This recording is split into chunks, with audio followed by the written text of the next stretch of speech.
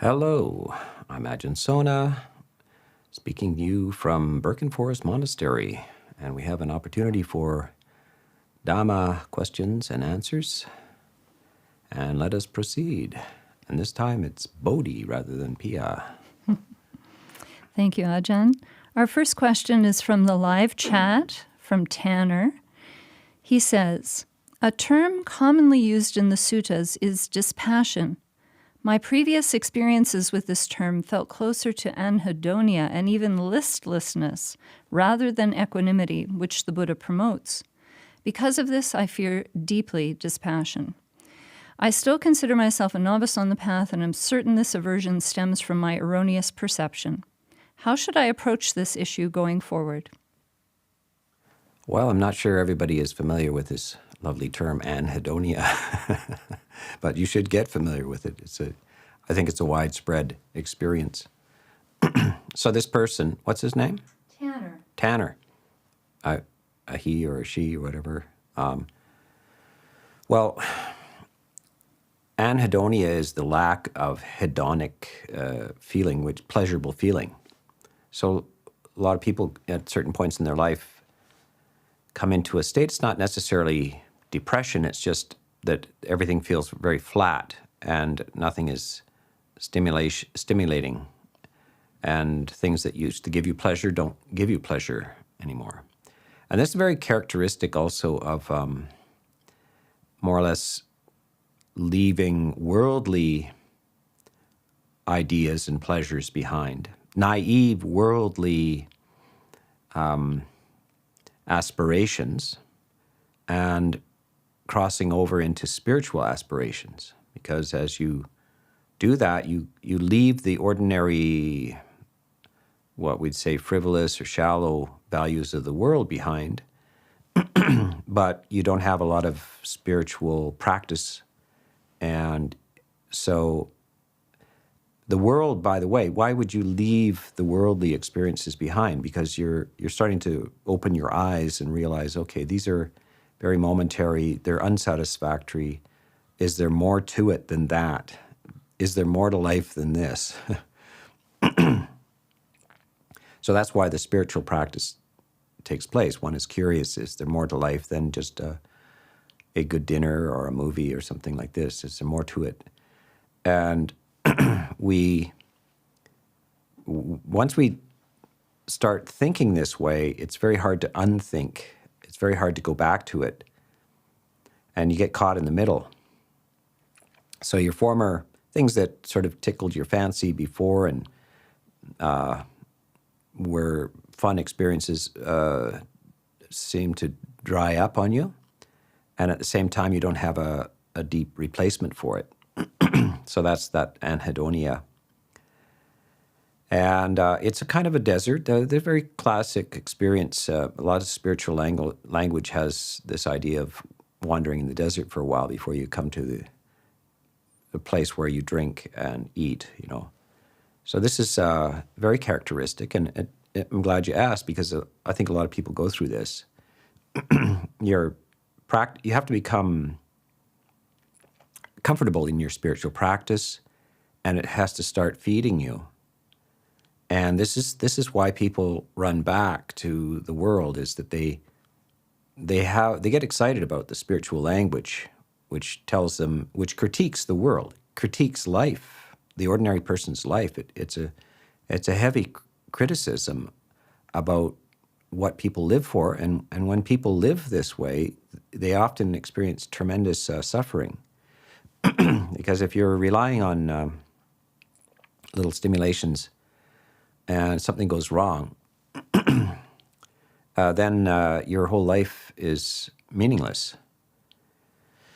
So it's a dangerous thing to just rely on the next taste or smell or sight and so forth. It's not satisfactory. It's dangerous. So once you think about this and you start to become disenchanted with the world, then you got to say, well, and what's the alternative?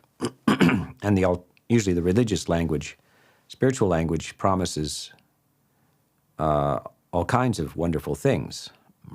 that you're going to be happy all the time, and sounds you can't wait to do it. And when we first go into it, we're probably a little high from just the anticipation. But then reality starts to set in. You realize you don't really have these skills. You're not really experiencing these wonderful mystical states and floating and colors and lights and deep love, profound loving kindness and merging with the universe and all this kind of stuff. So it's not happening. So this is the middle place, and this is the spiritual journey. Some people cross over very quickly, and others take a long time. And sometimes it's very painful. Sometimes it's not very painful. For some people, the whole transition from the world to spiritual practice is pleasurable. The Buddha talks about 4 kinds of people. One whose spiritual progress is very quick but painful. The next person is very quick and pleasurable. And the next category is very slow but pleasant. And the other one is the last one, that poor person, very slow and painful.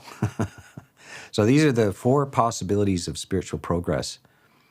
This is kind of like what you experienced in grade school. There was always that kid that got A's effortlessly. And you had to swelter along the path. Maybe you were the kid. That just understood everything instantly and didn't even have to study very hard. Enjoyed it. Or you may be the other kid that you got good marks, but you had to really study, and it wasn't fun. And then there's the kid that they got C's and they studied hard. And then there's poor Johnny at the back of the class. Johnny didn't get it, and it was very, very painful. And even if he worked at it, he still didn't get it. So this is, in ordinary life, it's this way, but it's also this way in spiritual practice. I mean, good teaching helps. So hopefully somebody takes Johnny aside and has to work with Johnny one-on-one and give them encouragement and exercises and help along the way, and that's good. Other people hardly need any help at all. A few words and they get it, and away they go. So this is the nature of the spiritual path. But do not give up simply because it's a little difficult. It's a profound goal, and it's worth the sweat and the toil on the path. If you have to toil through some anhedonia, some lack of joy and stimulation, then it's still worth it. Just keep going. So that's the advice. Spiritual teacher should advise you to continue along the path, even though there's some sweat and toil along there. But the other advice is get good information, good teaching to help you get through these things, and preferably with a good, interaction, personal interaction with a good spiritual teacher as well. Okay, let's go on to the next question. For those who are going in a different direction, we have the next question from the chat. From Tim. I love the monk lifestyle, but am compelled towards household life. I'm planning a small mushroom farm business. Please advise how to design a daily routine so I can progress as far as possible. Well, the farm life is, at least it's not downtown New York City, I hope. You don't have a mushroom farm in Times Square. Yeah. The rural life can be more conducive to spiritual practice. It's a low sensory experience, especially mushroom farming. Mushroom farming is usually I'm not an expert on it, but it's usually in enclosed areas, and it's dark and dank, and they grow in manure. Well, you can take it as a spiritual practice that the mushroom grows well in manure, and so your spiritual practice, the Buddha used this, like the lotus grows up from the mud. So the experience of life with its mud and its manure is can serve as fodder for the path. It can push you along. The dullness, the dreariness, the work, the demands also make you ask, is there anything more? And can I find out if there's anything more? So this is a way to use it for motivation. Don't try to make your life on the mushroom farm exciting. Just keep it tranquil and low sensory, and you will eventually adjust so that the very ordinariness of life is quite okay, is quite wonderful. 99% of our life is very ordinary. And if we're always waiting for the 1% or the 1/10 of 1% of excitement, if we're living for that, then we just throw away 99.9% of our lives. But if we can actually feel well and full and complete in the 99.9% of our life, which is very, very ordinary, then we'll have done very, very well. And this is the nature of the spiritual practice. Ordinary life is enough. Very just simple tasks, ordinary life is enough. And we don't want to live for those fragments or moments of intense excitement or something like that. So this is how you develop this. So you live very ordinarily as a mushroom farmer, and you start to feel full and complete and well in the midst of this. But you need lots of exposure to Dhamma. You just regular reflections and teachings and so forth to help you figure out how to do this properly. Yeah. Okay. So let's go on to the next question. Our next question is from Sean in California. What would it be a Buddhist attitude towards memories, which are usually related to emotional peaks and valleys? Well, that's one of the great problems in life, isn't it? You're trapped by memories. But memories are another form of thought. So this is one of the breakthroughs that before the Buddha was the Buddha, he was called a bodhisattva, a enlightenment seeker, one who is seeking enlightenment. And he talks about that time before he was awakened, before he solved his problems. He had to devise ways of making life better and hopefully moving towards the solution to the problem of life, the problems of existence. So one thing he did was divide his thoughts up into two types, ones which he regretted, that were not profitable to him, that he would rather not have, and then types of thoughts that he had no regrets about and that were good for him and were nothing to be feared. And he determined that he would devote himself to selecting only from the wholesome, desirable pile, and that he would refuse to think thoughts that had negative repercussions for him. And he said, I gave it my all, and it worked. And it was very, very, very good. I did this. And so, and then there was only one more stage for him, and that was that, but if I just think all day long, even if they're good thoughts, still that's wearisome, that's tiring to think all the time. What now if I decide that I shall not think? I will be fully awake, conscious, and so forth, but I don't want to think even good thoughts. So then I tried that, and I succeeded at that, and that was even better.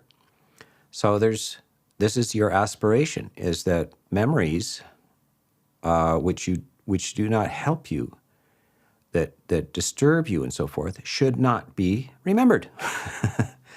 And, in more like pop psychology or ordinary ideas, the idea that you should dismiss memories is kind of like, oh, you're repressing things, you're not dealing with things, etc. Well, the Buddha was never a big on dealing with things or dwelling in unskillful thoughts. He said, eventually he got to the point where he says, whatever I wish to think, that I think. Whatever I do not wish to think, that I do not think.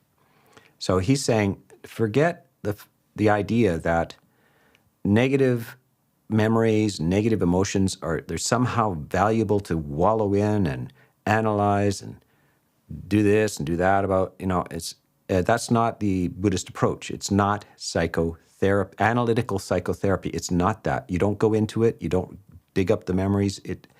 That's Freud or somebody else. It's not the Buddha. So you start in meditation is that when these things come up, you dismiss them and you replace them. And you get good at dismissing, replacing, and eventually they have no power anymore because they're just memory tracks. They're just little circuits. And when you don't use them, they grow up. The grass grows over them, and they're not repressed or not dealt with. They're just inactivated, that's all. And other paths, other ways of thinking that you use start to have power, and they replace those memories or ideas, memories, thoughts that are not wanted. And you're not repressing anything. They're just weakening and fading away. They just fade away. They're not there under the surface, always waiting to jump out at you. They just fade away. They become powerless.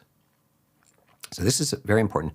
Listen to my talks on Buddhist psychology versus Western psychology.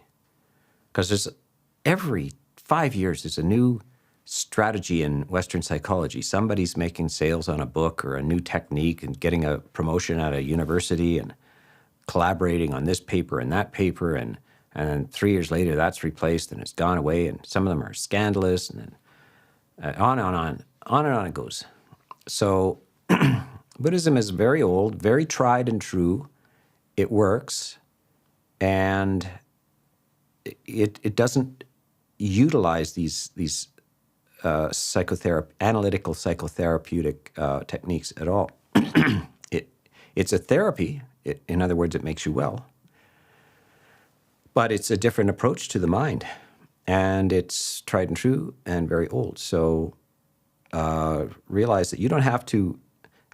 Having a negative memory is like inviting your enemy into your house. Like you have a door where nobody gets in without invitation. So if you have somebody that's problematic in your life, including your younger self, you've done something bad and you bring your younger self in, and you made me ashamed, and this and that. How could you have done that? I can't hold my head. This kind of stuff. You have a choice. You can do that.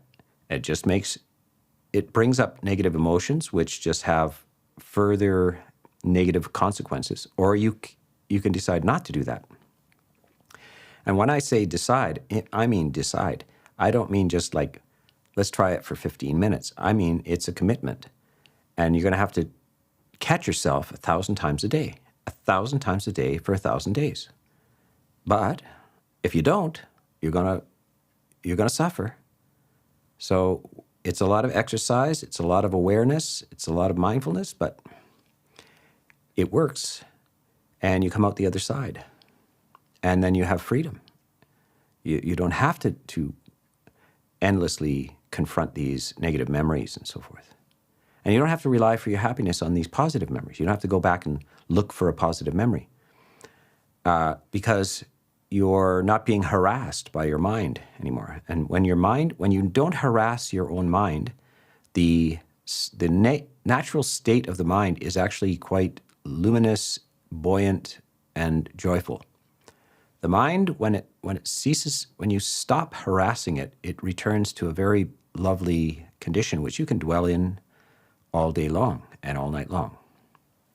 So that's in brief the advice. Ajahn, our next question comes from Jonas in Belgium. Is meditation on consciousness itself instead of the breath a valid subject of meditation? I'm in doubt, and I keep switching meditation objects between the breath and being aware of being aware.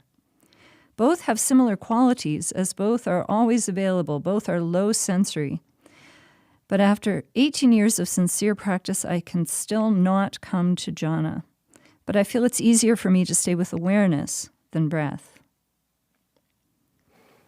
Yeah, that's a specific technique. Some people use it, try to be aware, not aware of being aware, but I talk a lot about this.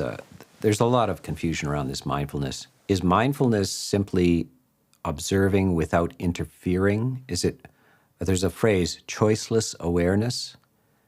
And I think that phrase actually was invented by Krishnamurti, who is not a Buddhist meditator, and it's not really a valid term to use for what the Buddha advocated. You're not practicing choiceless awareness. As the Buddha points out, whether you think you've been choosing or not choosing, you are choosing. It would be if you weren't actually able to choose your thoughts. If your thoughts came up randomly, if your mind and so forth was a random structure, there would be no hope. But it's not. You think and feel in certain ways because certain preconditions have been put in. Choices were made long ago, and you're receiving the results of those things. So to stare at your mind or stare at your own awareness is not necessarily the best use of your time. To be, what you want to be aware of is, am I angry or not? Greedy or not? Is my mind generous or not? Kindly or not? Confused or clear? These are the questions one asks. This shows, am I aware of the conditions of my mind? And the next stage is, what should I do about that? Do I stand there blankly staring at it? Do I stare at my anger choicelessly without making choices and just observe it? No, this is again and again, the Buddha has no advice whatsoever about that. There is a category in mindfulness, under right mindfulness. Most of the schools of mindfulness are nothing to do with Buddhism. Mindfulness is all over the place. You go and it's a cheap meal, cheap fix for everything. It's not a cheap fix for everything. It's only a portion of a whole path of things. And what the most primary and most demanding part is actually right effort. And that is what types of thoughts and emotions are negative and what are positive. And mindfulness is used to observe and become proficient at dealing with and removing negative things, and proficient and skilled at welcoming in and preserving positive mental states. This is the function and cooperation between right mindfulness and right effort. Right effort is the sixth factor of the path. Right mindfulness is the seventh factor of the path. Guess what the eighth factor of the path is? You guessed it, right samadhi. Samadhi. And it means that if you can harness path 6, right effort, the effort to remove negative and prevent and remove negative things, and the effort to bring into existence and preserve and develop wholesome types of emotions and attitudes through the use of right mindfulness, then you will arrive at right samadhi. And if you do not do this, then samadhi is out of reach, because the first prerequisite for samadhi is the elimination of the 5 hindrances: greed, hatred, agitation, sloth, and doubt. Those are the 5 hindrances. You cannot have samadhi, can't have those and samadhi. Those have to go for samadhi to arise. What is samadhi? Even in its preliminary forms, a lightness of being, a joyful heart and a body at ease with the capacity to sustain attention where you choose to sustain attention. Wholehearted immersion in away from the five hindrances and towards wholesome matters. And this is how you do it. And all of that kind of dwelling, staring at your own sense of staring, your own consciousness and so forth, is just those are maybe little tricks to function in daily life, just something to keep your attention on, to be aware of. Maybe it helps you be a little more dispassionate about things or a little more objective about things, to see yourself as a kind of a flowing function of things, gives you a little detachment. But it's you have to get clear on this understanding that to just stare at things not so-called non-judgmentally is not enough. There's extreme judgment involved, very good judgment. You see that this phrase in English language, a person has no sense of judgment.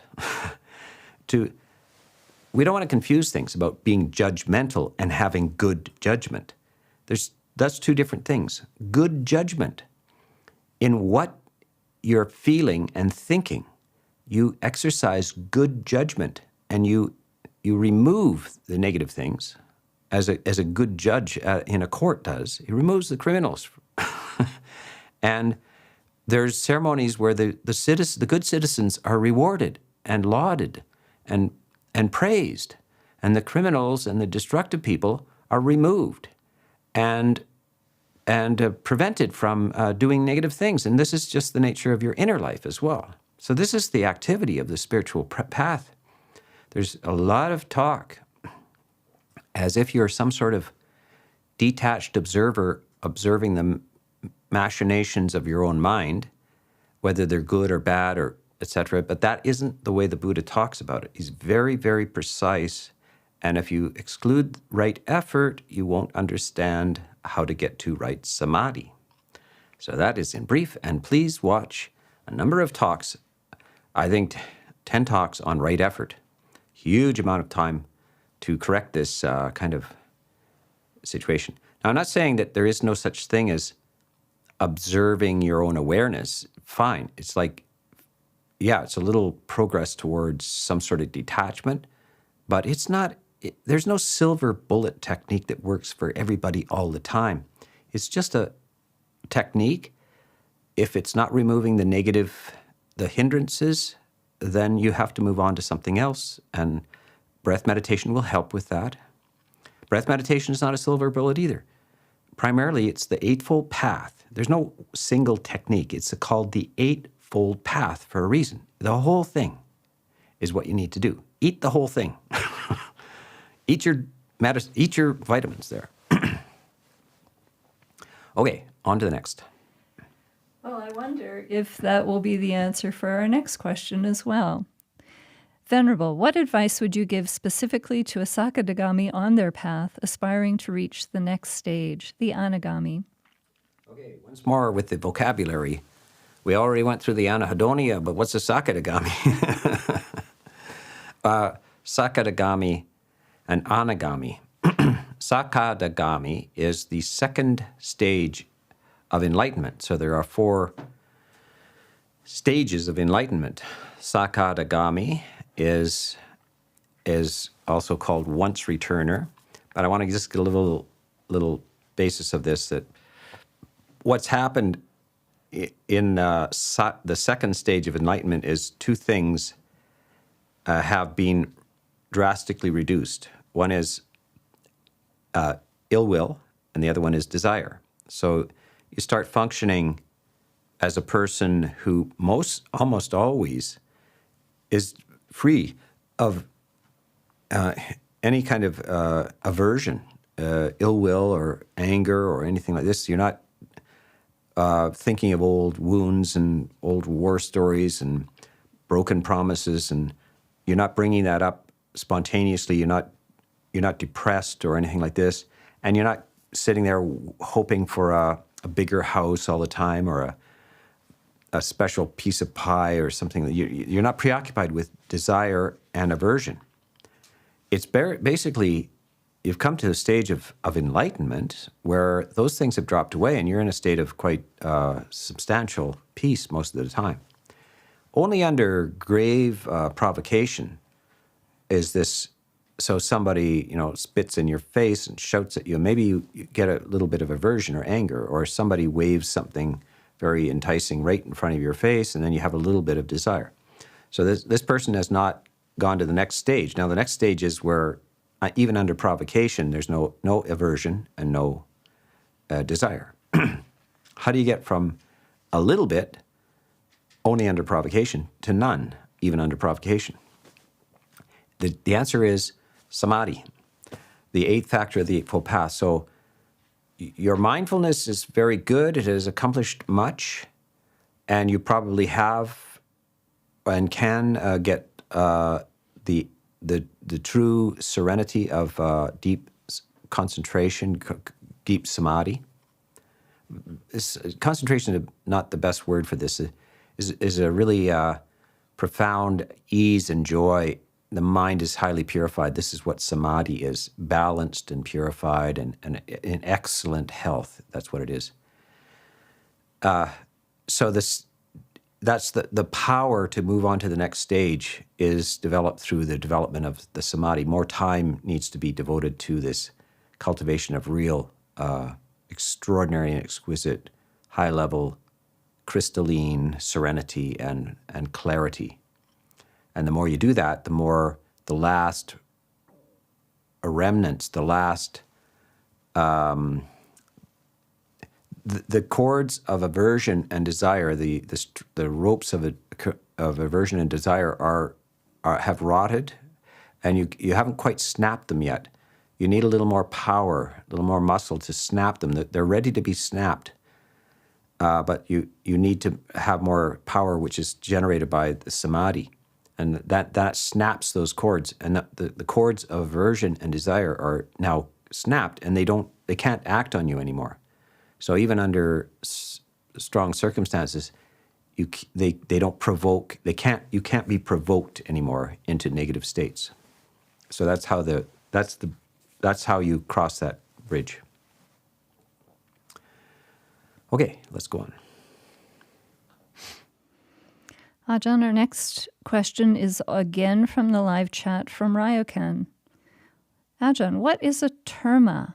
Have you run across any stories of terma in your life? Well, terma is a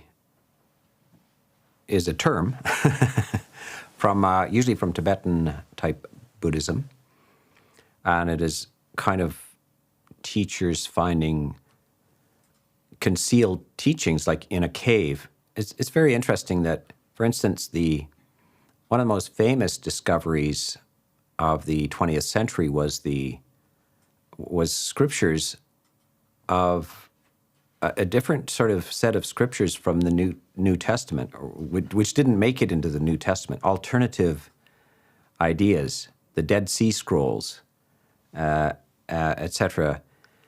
These were actually found in a cave, and they were in these airtight clay pots, and some shepherds or goat herders were messing around, and they found these in a cave, and they'd been in there for 1,800 years.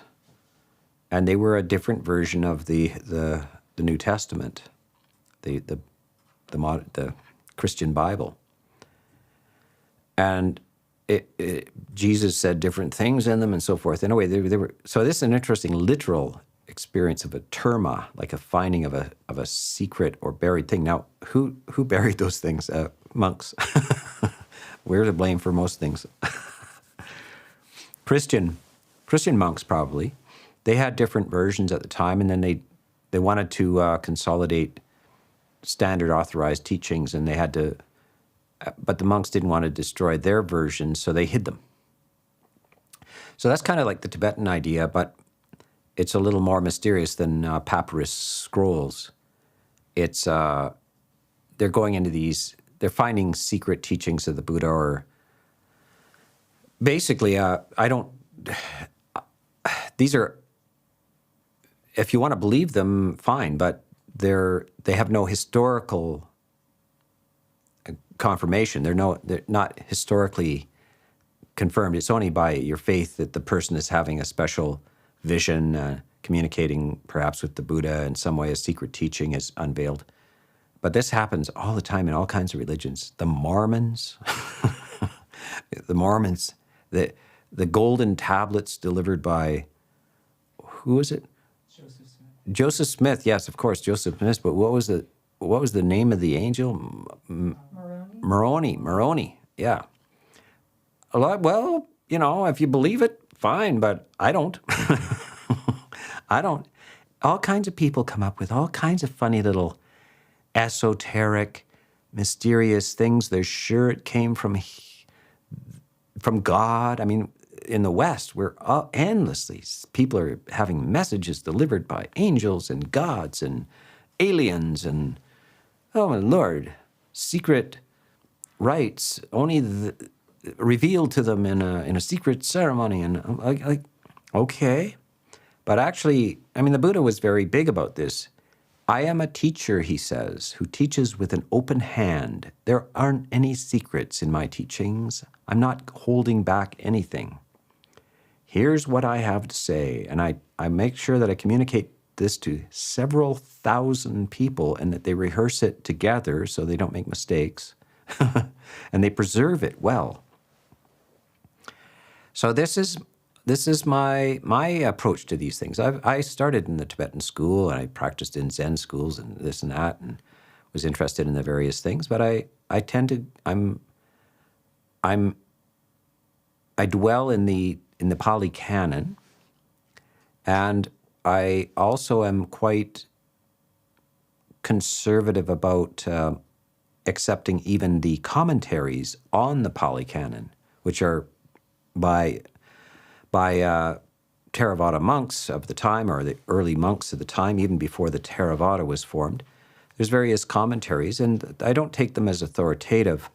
I take them, sometimes they're excellent explanations, another way to see things, and the Buddha himself approved of some expressions of Dhamma by his disciples. He said, if they're in line with my teachings, then they're perfectly good. But when you start to get into these esoteric ideas, the terma, which is like a vision found in a cave, in a crystal, in some sort of visitation by a being from another dimension, something like this. Well, the sky's the limit. Do you believe it? Is it in contradiction to the teachings of the Buddha? Is it a new spin on things, etc.? Well, that's up to you. I tend to stay quite close to the mainstream of the Pali Canon, and so that's my advice. It works quite well. Yeah. Our next question is again from the live chat. We're going to Hassan, who asks, is there anything in the suttas that would help a parent in encouraging their children towards sila, samadhi, and panya, the Eightfold Path? Well, yeah, there's a lot of teachings for that. I mean, the Buddha himself, his son, sometimes people don't know that the Buddha had a son. His son was named Rahula, and he entered the robes at 12 years old, I think. And he gave some teachings to Rahula about virtue, especially, being very honest in your speech and all of these basic things. And so kids should learn about this, because it'll save you a heck of a lot of trouble. And that's basically in Buddhist societies where the monks are teaching children, they will just again and again emphasize the 5 precepts, that everything depends on virtue, and that you're going to stay out of a huge amount of trouble. And you're going to be a valued person in society if you're not a threat to everybody else. You wouldn't do any violence to people. You won't kill them. You won't injure them. You won't lie to them. you're respectful, you're loyal if you're in a relationship and you don't invade anybody else's relationship. That would be, say, adultery. And that you are sober. You're not high on drugs or alcohol, trying to manage your life through these means. So this is the kind of virtue that is repeated again and again and again and again and again for children. And it is the virtuous behavior, primarily the positive of generosity, kindness, and clarity. You're establishing your children in generosity, kindness, and clarity. These are the foundations of a healthy mind and a good life. And this is repeated thousands of times in these suttas. And it is laid out in a very easy way to remember, even for children. So this is yes, there are many, many, many teachings in the Pali Canon for that. Yeah. Our next question, again from the live chat from Sumana. Is it right action for me to accompany my adult son to his church services? I am his ride.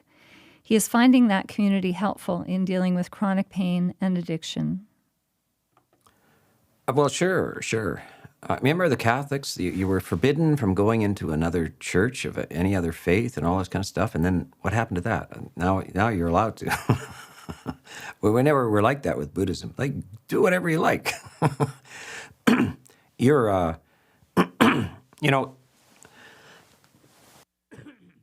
even Bertrand Russell, the famous atheist, who wrote a book called Why I Am Not a Christian, used to go to church every now and then. He says, and he went to church. He said, somebody asked him, well, why do you go to church? He said, well, I'm interested in what the fellow who's giving the sermon believes. I don't believe it, but I'm interested that he believes it, So, you're not going to be, you're not made of glass. You have judgments and ideas, and maybe that person who's giving the sermon at that church might have some good ideas. I mean, I would like to go to I have been to these. I've given talks in what is it? At the Anglican Church, at the United Church. I've given talks in meetings with interfaith meetings with Catholic monks, with the Jewish community. What's the other one? Unitarians. I've given several, a whole bunch of talks at the Unitarian Church. Yeah. I like these people. They got some good ideas, great stuff. I gave a talk on Plato's Republic at the university. I mean, I dig Plato. I like Socrates too. I like, there's all kinds of stuff about Jesus that I like. I like Jesus. I've been accosted several times by evangelical Christians who spot this poor Westerner who has fallen into the delusion of Buddhism. They feel quite sorry for me that I've been misled, and they will lay a little trip of Christianity on me, and they're always a little startled when I say, I love Jesus. I think I understand him maybe better than you. So I think he was a Buddhist monk, wasn't he? Anyway, something like that. I know. Feel free to go into any situation, and feel free to look at it as a mature, wise person. And if it helps your son, please feel free. Come on, we're not made of glass. Come on. Yeah. Our next question is from Travis in Vancouver. Ajahn Sona. Is investigation and understanding of the Dharma limited to insights already shared 2,500 years ago, or does it support expanding on these insights? How so? Well, I'm not sure that we can come up with anything new, but what we need to do is translate it into the situation of our time. So that's why I'm speaking English to you right now. I'm not speaking in Magadha or Prakrit or Pali or any of these things. I'm trying to notice when I get a Pali word, I try to translate it into English and so forth. The translation is to recognize the situation of our times. What is the individual? What is the classic attitudes of individuals in our time? I have to talk about something that is fairly recent, and that is psychology and psychological theories, and because this is a big thing, but it's not that old. It's psychological theories outside of religious ideas. It's only, it's fairly recent in maybe 19th century in Europe. You don't have any. The faculties of psychology at universities are only 120 years old. It's a new thing. It's always changing and trying out new theories, and then you have this crossover into neuroscience, which is a new thing altogether. I mean, Buddhism does not investigate the brain and how the brain works, but except from an external point of view. But it's basically inquires into perhaps what is neuroscience from an anecdotal or interior point of view. So they might have had all kinds of information about how the brain works, but they didn't talk about it as brain function. So these are all interesting. I read neuroscience books. I read the various theories of things. I've gone through all the psychologies and philosophies and stuff. It can help you, or of course it can confuse you, and because that's the problem. Is we, as T.S. Eliot said, we think too much, we know too much, and we believe too little. Our literature is a substitute for our religion, and so is our religion. So that is what happens to you, perhaps, as you go through academia. This is a complaint. In fact, it's a complaint that goes back to the 2nd century A.D., the Platonists, the Neoplatonists and so forth, they said, this philosophy thing has just become a bunch of words. These are academic, dried out exercises. It's not what philosophy is. Philosophy is a transformation of life. It's a commitment with your very life. It's not a bunch of throw around a bunch of ideas. And they're complaining about this in the 2nd century. So this is, of course, what is taught in universities. And a lot of psychology is really, it's just very lightweight kind of attempts to help people in great despair and difficulties. But it doesn't point to higher things, a supernormal kind of well-being and health, supernormal sanity. So this is what Buddhism is quite good at. It aspires to the highest possible aspiration to states of unshakable well-being, et cetera. So this is the in brief about that. But yeah, you can bring in new language and new discoveries and so forth, but basically it's pretty hard to jump out of the palm of the Buddha. You find out that the palm of the Buddha goes right to the edge of the earth, like it's hard to jump out of that, Go ahead. Yeah, next. Our next question is again from the chat, from Nickname.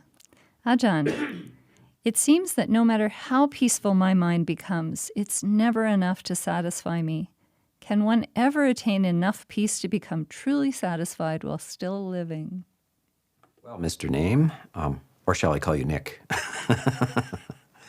Nickname. Yeah, we're aspiring to something that modernity doesn't believe in, and that is that you can be well, happy, and peaceful all the time.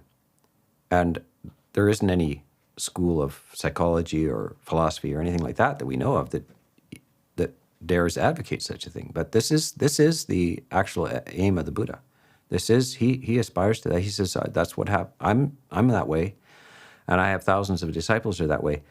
It's not easy. It's not a dime a dozen. It's not even a dime a thousand. It's a rare attainment, but every step towards that is an improvement of life, and it's a reduction of suffering. And the less suffering, the better. And it's worth doing. And if you don't have the concept that you can get into you can free yourself from the distresses, the neurosis of ordinary life, then you won't try it. And by the way, this is exactly what Freud said. He said, I can't free you. My teachings, my practice is for the reduction of extreme neurosis. I can't free you from anything more than ordinary human misery. So that's all I can do is bring you to the state of ordinary human misery. But his patients were experiencing extraordinary human misery. And that's kind of the basis of psychiatry and some psychoanalytic schools, is that they're trying to help people who are just really in a very negative state. They never imagined the idea that you could have a supernormal state of almost constant well-being, or even literally constant well-being. So that is what Buddhism is supernormal psychology. It's a supernormal psychology aspiring to that. And if you don't have that concept, you're never going to even imagine to move towards it if you haven't heard that's possible. So that's the difference. And one wants to move towards that supernormal condition, above normal condition. It's not supernatural. It's something that is embedded in nature. It's not something delivered from God or anything like that. Buddhism does not deal in such things. It's understanding how the mind works and retraining it for that purpose. And that's all natural, but it's above normal. Okay, so next, and possibly the last question. Our last question comes from Cynthia. Namaste, Ajahn Sona. Music is a discipline that usually takes a lot of mindfulness. Is there a way to practice a musical instrument in a meditative manner, outside of ego? Yes. I was a musician, and towards the end of my career, I started to really enjoy just practicing scales. So I could sit down and just do 2 hours of scales. And because you're not trying to accomplish a piece or anything like that. It's just, and breath meditation is kind of like playing scales. So yeah, if you can detach from the egoistic aspect of music, and there's a lot of ego in music, lots of ego in music. This is why people have performers' anxiety and so forth, because their whole identity is formed around being a musician. Others play for themselves. They're not trying to play for anybody else. They enjoy plunking on the piano or singing in the shower or something like that.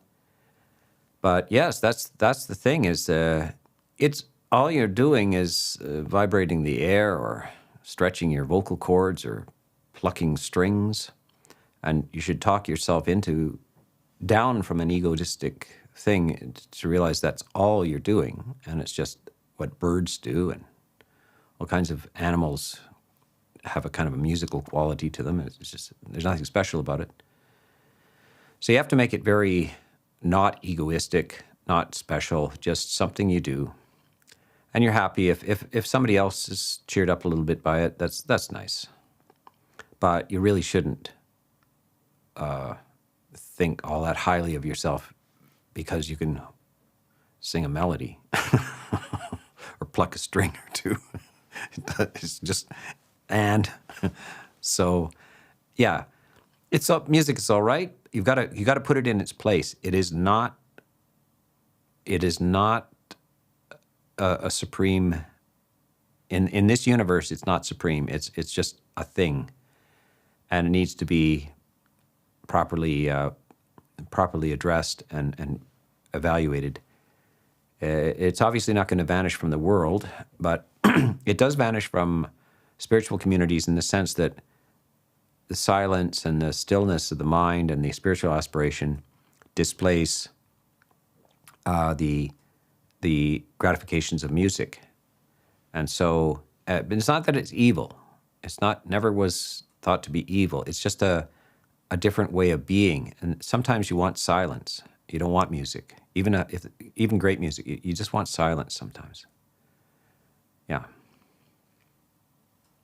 So I think it's about time that we wrapped it up, and we will be back next week if the karma is there for that.